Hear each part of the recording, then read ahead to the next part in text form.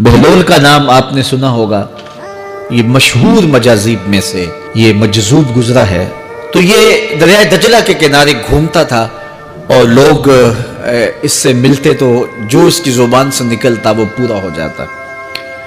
تو ایک دن دریائے دجلہ کے کنارے یہ گھوم رہا تھا کہ ہارون رشید اپنے مکان کی، اپنے محل کی چھت پہ ٹہلتے ٹہلتے بہلول کو دیکھتا ہے۔ تو خادموں کو کہا کہ ذرا اسے میرے پاس حاضر کرو۔ شاہی حکم نامہ تھا۔ جو چھت کے اوپر خادم تھے انہوں نے اوپر سے ڈولی پھینکی اور نیچے والوں کو اشارہ دیا، انہوں نے بہلول کو پکڑا اور ڈولی میں رکھ دیا، اوپر والوں نے رسیاں کھینچ لی۔ 2 لمحوں کے بعد بہلول بادشاہ کے سامنے تھا۔ تو بادشاہ نے بہلول سے کہا کہ بہلول ایک بات تو بتاؤ۔ کہا پوچھئے۔ کہا آپ خدا تک کیسے پہنچے ہو؟ تو بہلول نے مسکرا کے کہا جیسے آپ تک پہنچا۔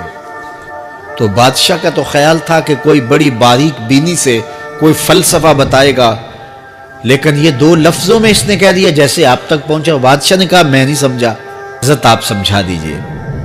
تو بہلول نے کہا کہ حضرت میں خود آنا چاہتا تو دیوان خانے میں جاتا، درخواست لکھ کے لے جاتا، پھر جمع ہوتی، پھر کئی واسطوں سے ہوتے ہوئے آپ تک پہنچتی۔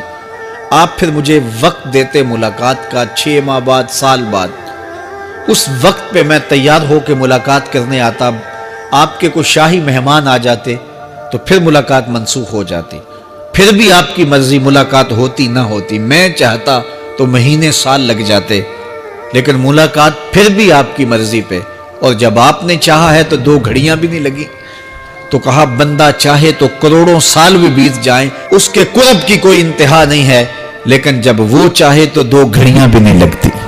تو کہا کہ قل ان کنتم تحبون اللہ فاتبعونی یحببکم اللہ، کہ اگر تم اللہ سے محبت کرتے ہو تو آسان طریقہ تمہیں بتا دیتے ہیں، میرے محبوب کی چوکھٹ پہ آ جاؤ، اللہ اکبر، جس کو تم ڈھونڈنے نکلے تھے وہ تمہیں وہاں مل جائے گا، اور تم اس سے محبت کا دعویٰ رکھتے تھے وہ تم سے محبت کا دعویٰ کرے گا، اور پھر جب تم اس کے محبوب ہو جاؤ گے تو پھر جو تم کہو گے وہ کیوں نہیں ہوگا، کیونکہ محبوبوں کی تو بات مانی جاتی ہے نا۔ یہ نظام الدین اولیاء علیہ رحمہ کو محبوب الہی کہتے ہیں نا۔ ان کا واقعہ بھی علماء نے یہ لکھا ہے، صوفیاء نے، کہ ان کے شیخ حضرت بابا فرید الدین گنج شکر رحمۃ اللہ تعالی علیہ ایک دن موج میں آ گئے اور کہا کہ نظام الدین محب بنو گے یا محبوب بنو گے؟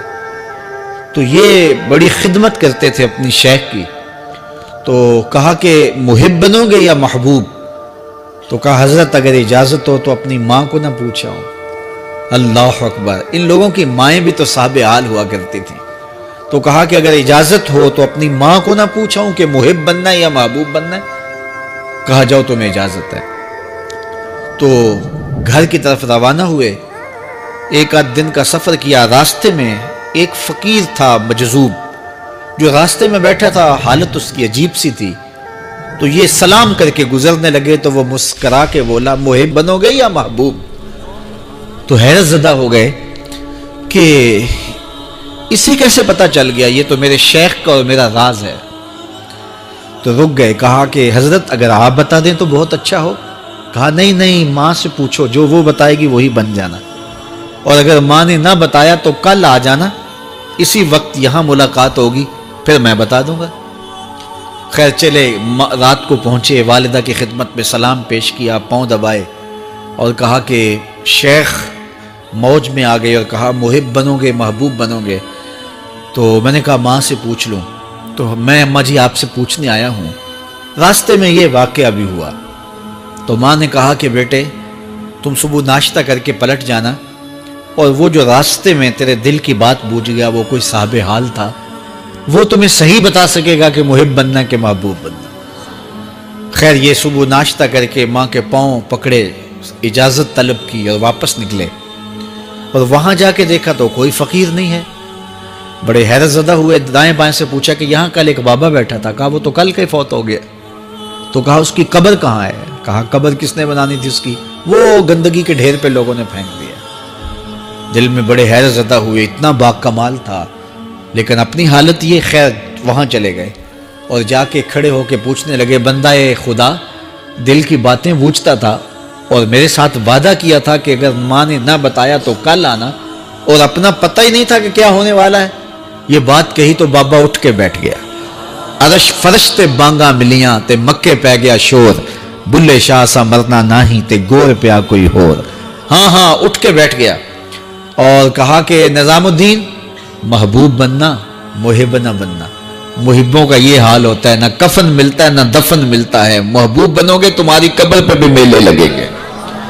فَاتَّبِعُونِي يُحْبِبْكُمُ اللَّهُ، اگر حضور کی اطاعت کرو گے، حضور کی فرما برداری کرو گے تو تم محبوب بن جاؤ گے۔ جب کوئی حضور کا ہو جاتا ہے تو رب اس کو اپنا محبوب بنا لیتا ہے۔ تو حضور کی محبت خدا کی محبوبیت کا ذریعہ ہے۔ اور حضور کے صحابہ کی زندگیاں دیکھیے کہ انہوں نے حضور علیہ السلام کے ساتھ کیسے پیار کیا، حضور کی محبت میں اپنی عادتوں کو بدل دیا۔ حالانکہ عادتیں نہیں بدلی جاتی، طباع کا اختلاف یہ فطری بات ہے۔ ایک کو ایک چیز پسند ہوتی ہے، دوسرے کو وہ چیز پسند نہیں ہوتی ہے۔ بعض اوقات ماں کو مسئلہ ہوتا ہے کہ یہ چیز اگر میں تیار کرتی ہوں تو میرا دوسرا بیٹا نہیں کھاتا، تو اس کے لیے بعض سے الگ سے کوئی چیز تیار کرنی پڑتی ہے کہ اس کی ڈیمانڈ یہ ہے اور میرے اس بیٹے کی ڈیمانڈ یہ ہے۔ لیکن صحابہ کی زندگیاں دیکھیے، انہوں نے اپنی طبیعتیں بھی حضور کی طبیعت کے سانچے میں ڈھال دی۔ حضرت انس بن مالک کو کسی نے دیکھا کہ وہ شوربے سے کدو کے ٹکڑے نکال کے کھا رہے ہیں، تو کہا یہ کیا کر رہے ہو؟ کہا میں نے ایک دن حضور کو یوں کرتے ہوئے دیکھا تھا۔ تو طباع کا اختلاف یہ ایک فطری اختلاف ہوتا ہے، لیکن صحابہ نے اس کو بھی چھوڑا اور حضور کی محبت کے سانچے میں ڈال دیا۔ پھر اس چیز کا انتظار نہیں کیا کہ حضور کا فرمان کیا ہے، حضور کی چاہت پہ اپنے مزاج کو بدلا۔ اللہ اکبر۔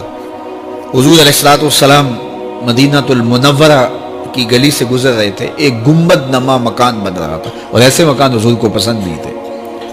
تو آقا کریم علیہ السلام نے پوچھا یہ مکان کس کا ہے؟ کہا فلاں انصاری کا ہے۔